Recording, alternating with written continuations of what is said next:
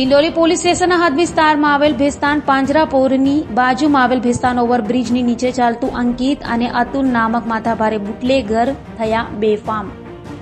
Dindoli police સ્ટેશનના હદ વિસ્તારમાં આવેલ ભેસ્તાન પાંજરાપોરની બાજુમાં આવેલ ભેસ્તાન ઓવરબ્રિજની નીચે ચાલતું અંકિત અને અતુલ નામક માથાભારે બુટલેગર થયા બેફામ.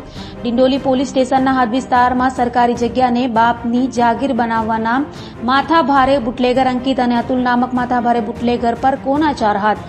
દમણ અને રાજસ્થાન જેવી જગ્યા પરથી ભારી માત્રામાં વિદેશી દારૂની બોટલો મંગાવીને ઇંગ્લિશની બ્રાન્ડ રાખનારો માથાભારે અંકિત ઈસમ પર કયા એવા કેસિયરના ચાર હાથ? અને સમગ્ર ગુજરાતમાં આચારસંહિતા લાગુ હોવાથી પોલીસ તંત્ર બંદોબસ્તમાં તૈનાત છે. તો ક્યાંથી આવી રહ્યો છે આ વિદેશી દારૂ?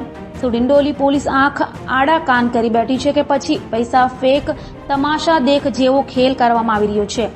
જો નહીં તો પછી કોના ઈશારે ચાલે છે આવા ઝેરીલા દ્રવ્યનું ખુલ્લેઆમ વેચાણ?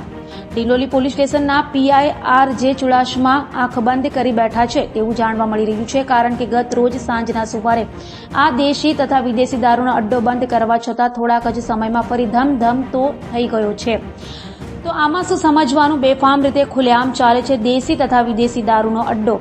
ડિંડોલી પોલીસ સ્ટેશનના હદ વિસ્તારમાં કોણ આપી રહ્યું છે પરવાનગી? ચૂંટણીનો સમય છે, આચારસંહિતા છે, તો પણ ખુલ્લેઆમ ચાલતો આ દારૂના અડ્ડા પર કોના આશીર્વાદ?